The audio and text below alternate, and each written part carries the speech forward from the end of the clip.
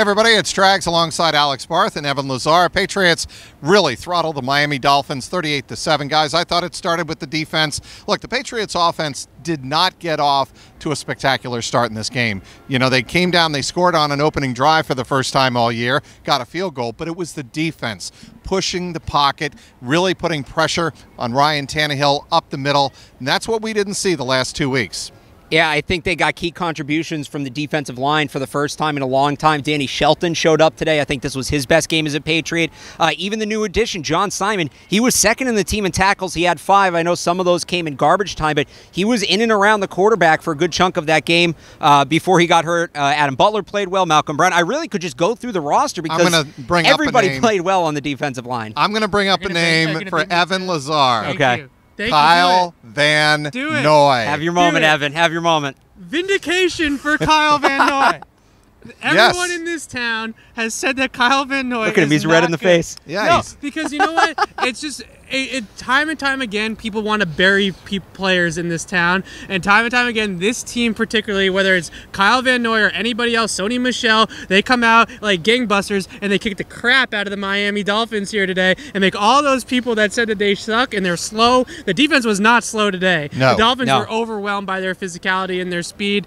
They were sick of hearing it. Kyle Van Noy was sick of hearing it, and they played like it today. And I think that, you know, we always overreact to one game at a time. We overreact to September every single year. And the Patriots here today showed to you that they have plenty of talent on defense to be a good defensive team. Maybe not an elite defensive team, but this hogwash talk about them having no talent on either side of the ball is just bad analysis. It's bad analysis. Let me also say real quick, Alex, something we saw today that I don't think a lot of people anticipated was Dante Hightower back in the middle of the defense. Yeah. He was big in the first couple of defensive series with a quarterback hit and a run stuff. So what did you think of Dante Hightower in the middle of the defense when it was Michael Lombardi saying, as we brought this up in the CLNS media pregame, that he should just be a defensive end? Maybe not. That's who Dante Hightower is. Put him in the middle of the defense, let him run downhill, attack the football, attack at the point of attack,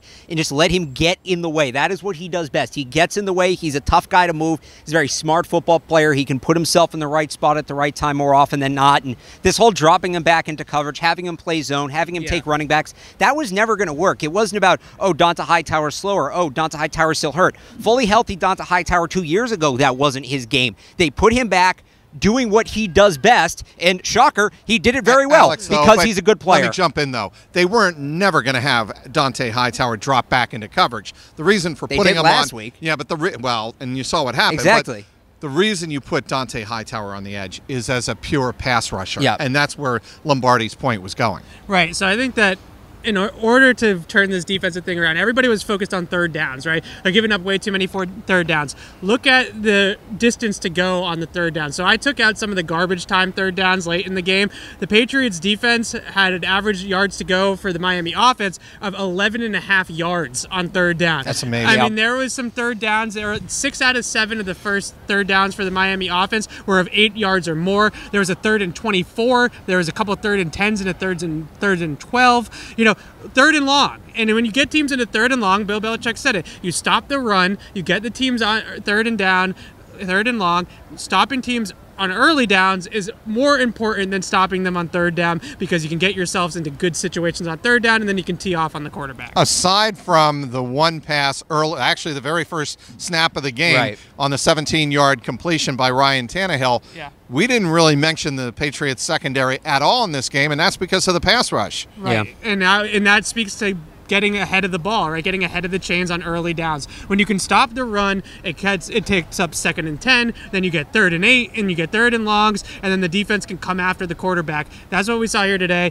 Establishing the line of scrimmage on both sides of the ball won the Patriots this game. Adam Gase said it after the game. Bill Belichick said it after the game. That's football. You win up front, you're going to win a lot of games. And you know what? when the secondary was kind of brought into the picture, I thought they played well. Stephon Gilmore took a couple of penalties. People are going to look at that as a negative. He did the same thing against Houston. He's a bigger physical corner. I'm fine if he wants to knock wide receivers around a little bit. Right back to the days of a guy like good Brandon Browner, not recent Brandon Browner, but Patriots Brandon Browner. You had J.C. Jackson with his first interception on a nice play to go up and get a jump ball. I think, the limited things we saw from the secondary today, even that first play, if you want to go back to that first play and kind of look at that as maybe not their best, that was a great throw by Tannehill. I thought they played that pretty well. Obviously, the ball gets through, but not sure what more they could have done there. Yeah, I thought so too. Devin McCourty wrapped it up after the game saying, we just played with a lot more urgency and energy. The Patriots defense will have to bring that against Andrew Luck on Thursday night here at Gillette Stadium.